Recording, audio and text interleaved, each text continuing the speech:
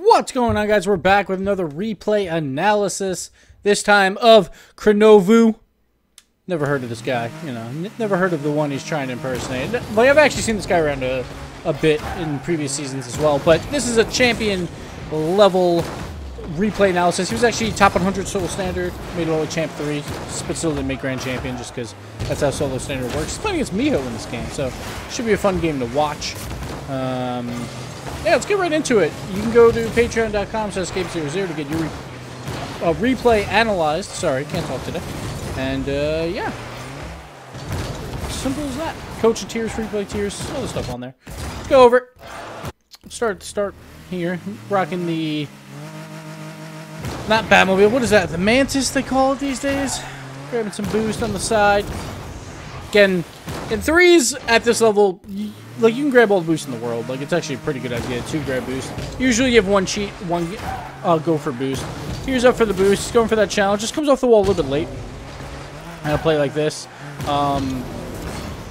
actually takes a pretty poor angle, too. He wanted probably to block more towards the middle of his net, unless he doesn't want the 50-50 to go out that way. But honestly, like, if you do miss these plays on the wall, it does put you in a pretty bad spot, because now he's flying down, obviously. He wasted 50 of his boost that he just grabbed. And is out of position for a play like that, where his goalie messed up a bit. Luckily, the ball did not go in, though. Here's a little bit of a flick pass. So clears are always good to go really high. This one was, like, basically vertical, which did work out because two players just went for the shot on their last play. They're probably going back, trying to get some boost. Boost levels will be low. Also, their position will be a little bit weaker, so your teammate should be able to aerial for that, generally. But on defense, you never know, because they might not have boost either. Moving on. We see him rotate back to defense. We have, like, all three of blue were kind of consolidated into one spot, but you see how quickly they all ran away from each other. Miho flips towards the center of the field. The other blue guy, that we can't see his name right now, goes all the way to the back corner boost, and then one player plays the ball. So that's the smart plays in solo standard, where you want to be a little bit separate from the ball because you don't want to all be in the same spot. You see blue team do it well there. They were consolidated for a bit, but they all ran away from each other relatively quickly. Forky, though, doesn't really do much with this ball. Like, nothing too threatening. Miho had a little bit of a whiff there to start it off. Forky throwing it off the back wall. This is a pretty bad center, because you might think Miho is coming for this ball right here. But you... So... the way he flips right here, Miho flips to the center of the field. He's not necessarily moving up right now. He's just kind of chilling in the center, which basically means he's going to wait for this hit and look for the rebound. Luckily, that's exactly what happens, where there's a juicy rebound, but I think Miho just has no boost, so he's just trying to get out. But that was a really bad clear attempt, because he could tell the only guy that had a chance to make a play on that ball is Miho, and Miho was not attacking, like, aggressively at all, so he could have let that ball just hit off the back wall and take control of it, instead of doing this little bit of a panic clear that just rolls right back to blue. And now blue is pushing up once again with a high clear towards their net, and this sets up kind of this offensive play for the blue side, so just gotta be careful with that. Here, just waiting for those 50-50s to get around, but then he moves up to that midfield. Pretty smart position in there, and a great pinch to center.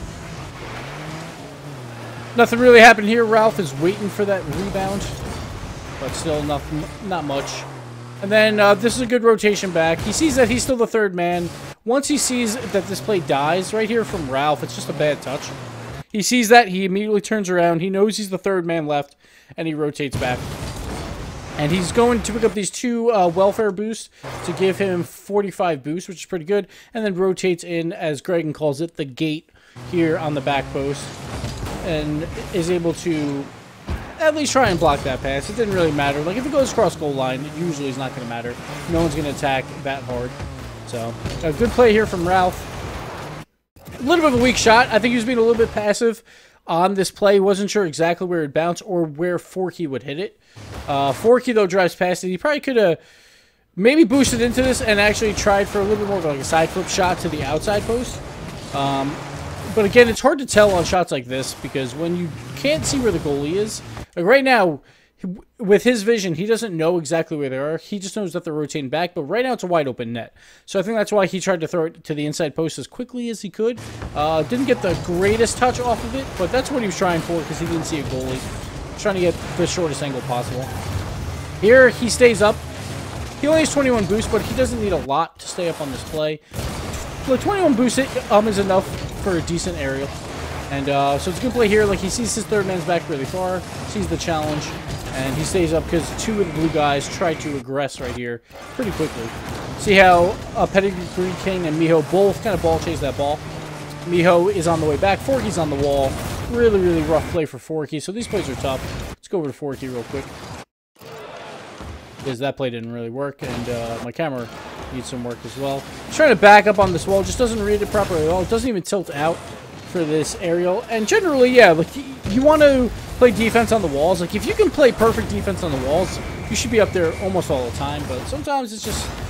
it's hard to play defense up there. So right here, he probably could just back up a little bit more towards net, or just try to read that ball a little bit better. It's kind of a weak aerial there. Let's go back over to kronuvu. We get another face-off. We got one guy going, one guy cheating, one guy grabbing boost on both teams. That's the general format you'll see in threes. You can generally trust people to not get goals scored on you on face-offs. And right here, the ball, it goes back to him. Great wall clear here, nice and high to the deep corner, which is what you want. And it's good to try and aggress to this. Just make the other team have to hurry up their play. It's not the end of the world that he misses that play. He's got two other guys to back him up. And it was a solid play by Pedigree King to actually get a couple of touches there to make it a challenge on net. Here again, he's trying to be that challenger, but he realizes that, you know, maybe I should circle back. We'll see right here the decision making. Again, like a big boom and clear, which is not bad, but he knows his teammates on his side, I suppose. So he backs off, or he just doesn't have a lot of boost, doesn't really want to take that challenge with Miho. He probably could have here. I'm a little surprised he doesn't take it. At least force Miho to do something, because unless he heard Ralph on his right, he should expect his teammates to be back supporting him. So maybe a little bit more aggression there, but it's not the end of the world. It's better to play safe here and there. Miho, once again with the ball. Looks like he's trying to respect Miho a lot. He even calls this replay versus Miho, so obviously he knows who he is. But right there again, like, Miho is getting ball control, and he kind of forfeits the whole play. He backs off way too much for a play like this, where Miho has zero momentum and is going up his own wall while Ralph is challenging. Kind of is trying to respect the player maybe a bit too much. He still is a just a normal player, and Ralph actually makes a pretty nice touch, but that pass is not to be expected, really, so he probably wouldn't have got this goal either way. But just something to keep in mind. That every player, they can only be so normal. Or so special, I guess. The opposite. This player right here is a little questionable. We see one get demoed. We see the other one there. And he also hears Miho. Like, I heard it, at least in my headphones. He's front flipping out of this place. So Miho is on the far left here. I'm going to fly view. Let me go to no ball cam. Sorry, this takes a little while. So yeah, Miho's over here. He's about to grab this middle boost. If it's there, who knows. So he's got some options here. He has CS3 on his right, which is probably the play you want to make. Like, sure, it's a wide open net, but he knows that demo came in, so the other guy is spawning. He just spawned right now. So his best play here, it is a little bit of a fast break because Miho is on the retreat. It'll be a pseudo 2-on-1. Miho can probably make it back in time, so basically 2-on-2. Ralph can also come up for some support here, but to just boom it down the field, which he's done a lot, and I think it is normally a decent play at lower levels. When you start getting higher and higher into the Grand Champion levels, you have to start like setting up plays while you have ball possession, and you need to be able to control the ball more. Here we see another boomer that just gets thrown down the field, but look how open this entire side of the field is. He could easily dribble this up by himself, or gave it to CS3 to start this play. He had no challengers on him at all. Instead, he just booms it and kind of loses ball possession here a bit. And now Forky is moving over and is going to be able to challenge this play. He also gets demoed in the process and kind of just giving up like ball possession. It does keep it in the field of play, but he could have made a little bit more use of that. Because generally, like, around this level, if you boom it down the field, it's not going to result in a lot here or there. Like, it's a fair play when you need it, but when you have the time, you really should use the time to try and make a little bit of a better play. And here he is coming back off the demo. And, of course, he knows, like, this is a bad clear. he bounces it too close to the ground, so it hits the flat side of the wall, and that just turns into a perfect center. See how he comes off the demo. Let's see what he does. So he comes off the demo. Ralph wins that. Starting to move up. He's got 45 boost. For Miho, that is a pretty decent play from Miho. A pretty high clear. The half flip to get back, which honestly probably didn't even need, because he wasn't beating the guy that was pushing here, Pedigree King. He probably could have just handbrake turned and rotated towards net, but nonetheless, he goes for it. And just winds up getting like a poor touch. The flat side of the wall is never what you want to do sideways when you're on defense, and it costs him there. We'll continue. We'll hear the drums from the good old Beckwith Park. The Beckwith brothers. I met I think I met their father at LAN. I think that's who it was. Yeah, I'm pretty sure. I think this was the first LAN I met him at. Cool dude. Cool dude. All right.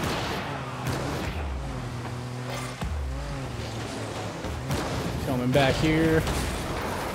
Got a nice center there. Like, that's the centers you want. He kind of knows, like, CS3 is trying to make a pass play, so he's not the one being passed to. And what you got to realize is that his teammate just got demoed, so it's going to take him a while to come up. So that's when you need to know that you have to do a pretty hard back pass if you want any type of play here.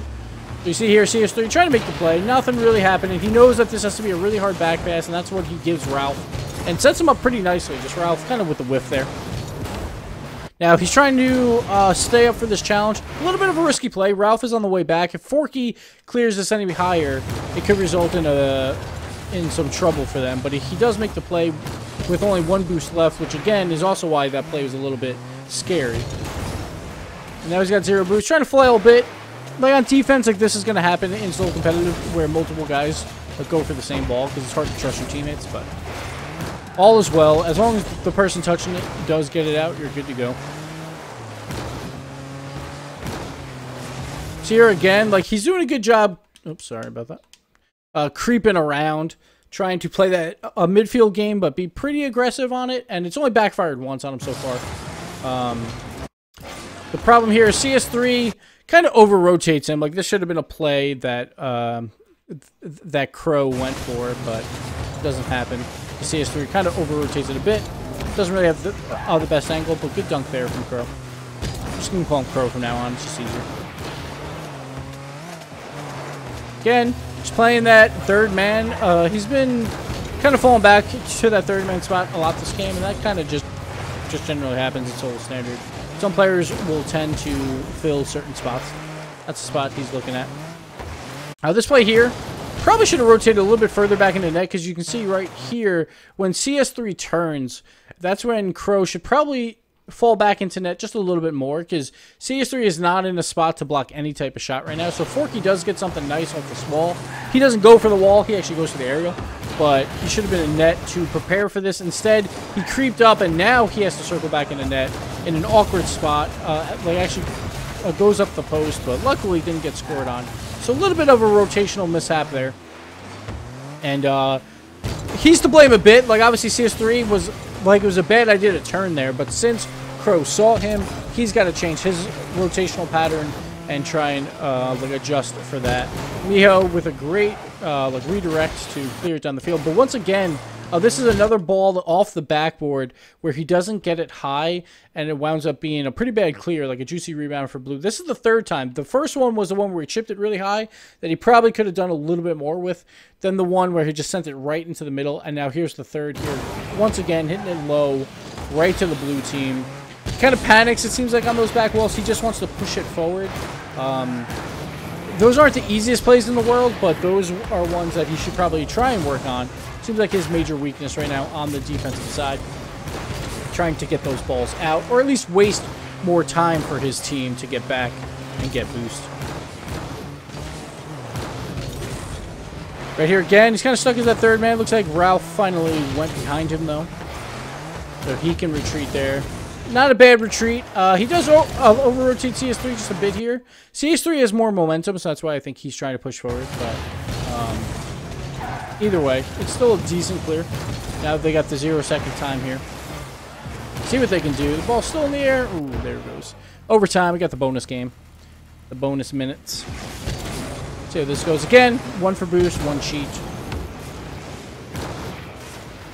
And good win there on the cheat. Like, obviously, cheating is a little risky because it's going to be like another pseudo face-off, but good speed there to beat off Pettigrew. Yeah, I said beat off. Oh, well. What can you do? Anyway, we'll continue here. Nice wall play here for the pass to Ralph. Ralph, a little bit of a weak shot. He was a little bit too close to it, so he couldn't get it off the bounce. So he didn't get that explosive shot he wanted. But it was a good read to just throw it parallel out there to his teammate. Right here, Forky is backwards, so I like the idea of going up for this. And he's also extremely fast in the air, which he's been showing all game, which is nice to see. So he uses all his momentum here to effectively go towards the ball and gets a good piece on it with the air roll as well and gets the goal. A great read here, seeing Forky kind of hesitate on the play and getting the shot in. So well done from Crow there. Just seemed like his backward defense when the ball's coming off the backward was a little bit rough, and a few other like decision-making things here and there. It wasn't terrible. Seemed like he was trying to respect me a little bit, which could have also just been his general passive playstyle, because he was circling back a lot, trying to be that third man, which again, we're playing solo standard. It's not a bad idea to have, to try and be a little bit safer. But yeah, overall, pretty good game, and that's why he was top 100 in solo standard. Hope you guys enjoyed this. I hope Crow gets some use out of this as well. And thank you guys so much for watching. We'll see you next time. Later.